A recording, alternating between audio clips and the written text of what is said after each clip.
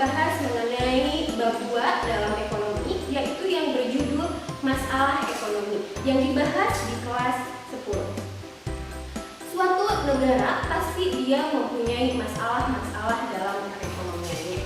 Salah satu masalahnya adalah kebutuhan yang tidak terbatas.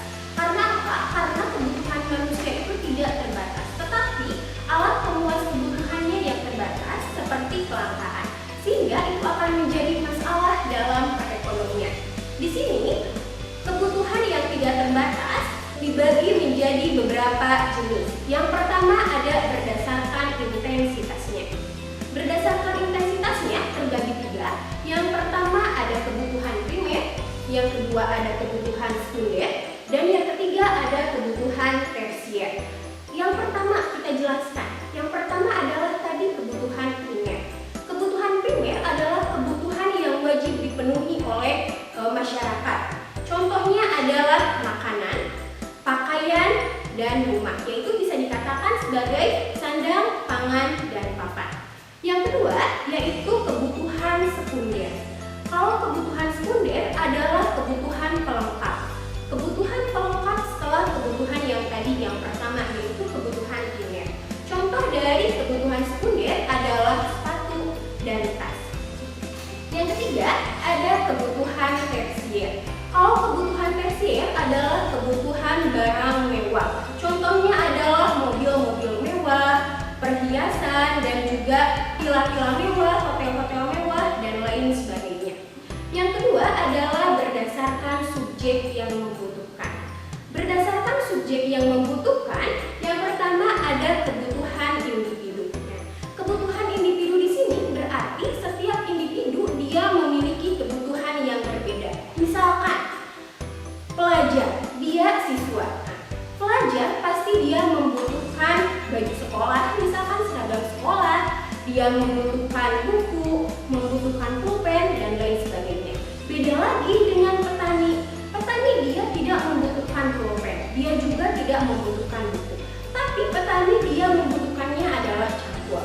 Sehingga itu dikatakan sebagai kebutuhan individu. Yang kedua ada kebutuhan umum. Kebutuhan umum di sini adalah setiap masyarakat dia pasti membutuhkannya. Contohnya adalah jalan raya. Setiap orang pasti membutuhkan jalan raya. Yang kedua adalah jembatan. Yang ketiga adalah jaringan listrik dan lain sebagainya. Masih banyak contoh-contoh mengenai kebutuhan umum. Yang selanjutnya adalah berdasarkan waktu. Yang ketiga, berdasarkan waktu di sini. Yang pertama ada kebutuhan sekarang. Kebutuhan sekarang adalah kebutuhan yang tidak dapat ditunda pemenuhannya dan harus dilakukan saat ini. Contohnya, orang yang lagi sakit, berarti kebutuhan sekarangnya dia harus dibawa ke rumah sakit ataupun dia harus membutuhkan obat.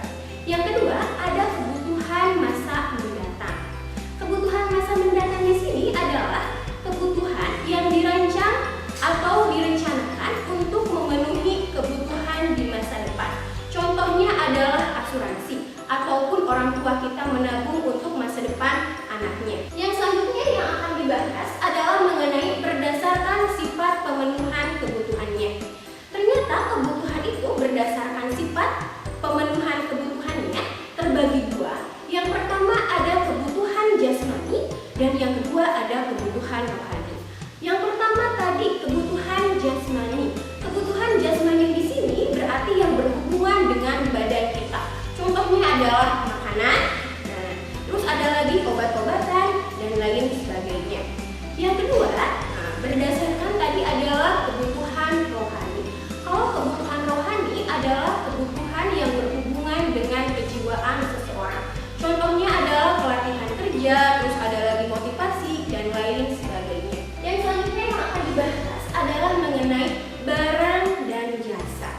Barang dapat dikelompokkan ke dalam beberapa jenis.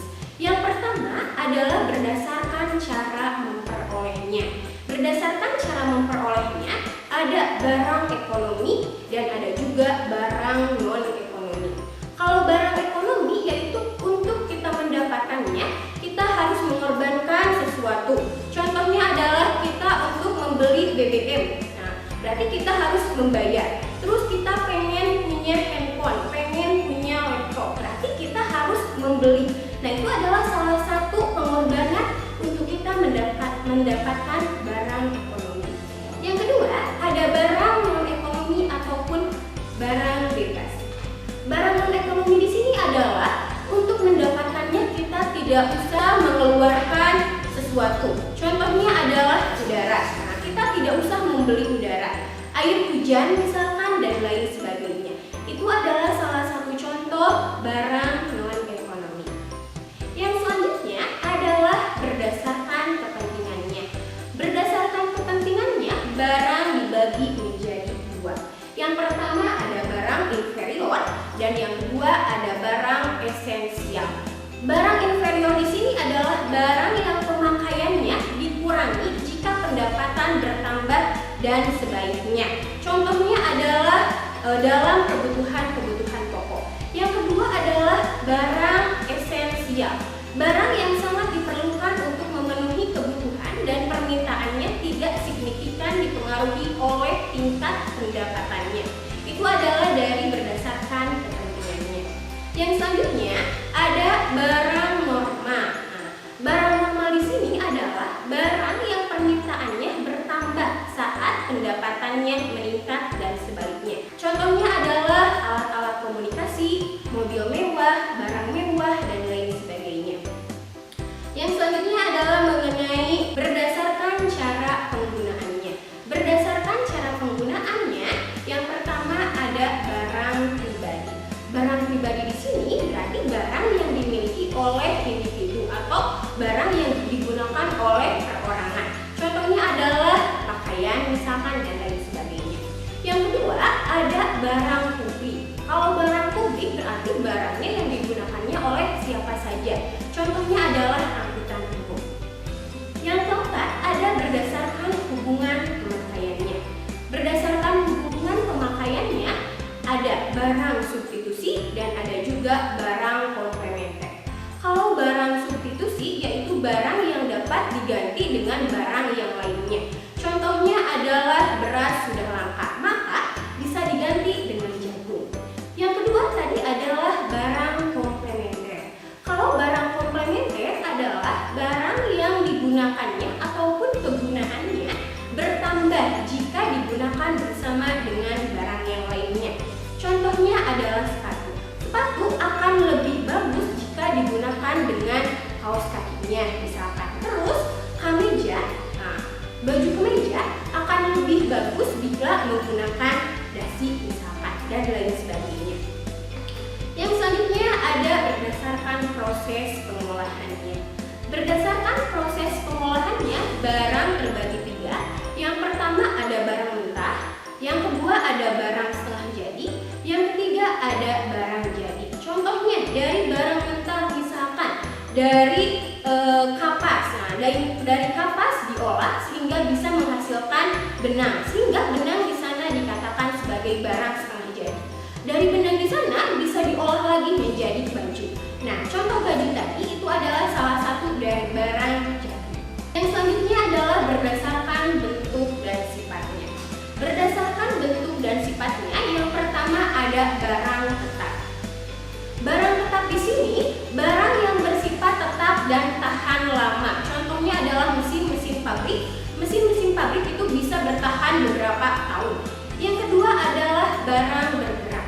Kalau barang bergerak adalah barang yang bersifat tidak tetap dan masa pakainya pendek. Contohnya adalah bahan bakar. Yang selanjutnya adalah kelangkaan. Kalau misalkan kebutuhan manusia yang terus-menerus digunakan, alat pemuas kebutuhannya terus digunakan, nantinya akan menjadi kelangkaan. Kelangkaan itu apa sih? Kelangkaan adalah keterbatasan sumber daya untuk memenuhi kebutuhan manusia. Contohnya adalah tempat bermain untuk anak-anak di kota-kota besar. Sekarang karena lahan di kota besar sudah digunakan ataupun sudah menjadi gedung, menjadi perhotelan, sehingga anak-anak di kota besar dia tidak bisa bermain di tempat-tempat yang aman. Itu adalah salah satu dari contoh kelangkaan. Apa sih penyebab dari kelangkaan? Ternyata ada beberapa penyebab dari kelangkaan. Yang pertama adalah penyebabnya keterbatasan benda pemuas kebutuhan di alam. Yang kedua, ada kerusakan sumber daya alam akibat ulah manusia. Yang ketiga, keterbatasan kemampuan manusia mengolah sumber daya ekonomi yang ada. Yang keempat, ada peningkatan kebutuhan yang lebih cepat dibandingkan penyedia sarana pemuas kebutuhannya. Yang selanjutnya adalah mengenai ada masalah ekonomi mikro. Di sini ada beberapa masalah dalam ekonomi mikro. Ada 3 masalah. Yang pertama adalah apa dan berapa yang akan diproduksi. Yang kedua, bagaimana cara kita memproduksinya. Dan yang ketiga adalah untuk siapa barang itu diproduksi. Itu ketiga nomor tadi itu adalah salah satu masalah dalam ekonomi mikro.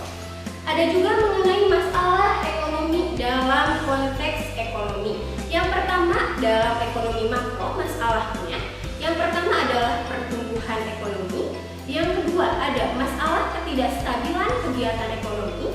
Yang ketiga masalahnya pengangguran. Ada juga inflasi. Dan ada juga masalah neraca perdagangan dan neraca pembayaran. Itu adalah salah satu masalah dalam ekonomi makro. Mungkin sekian yang bisa saya sampaikan. Assalamualaikum warahmatullahi wabarakatuh. Kunjungi sosial media lainnya seperti website kami di pkbmalkata.com, Facebook PKB Malkata Manunjaya, Instagram PKB Malkata_official. Dan terima kasih telah klik video ini. Jangan lupa like, comment, share, and subscribe untuk menunjukkan dukungan kamu terhadap channel ini. Enjoy the video, PKB Malkata.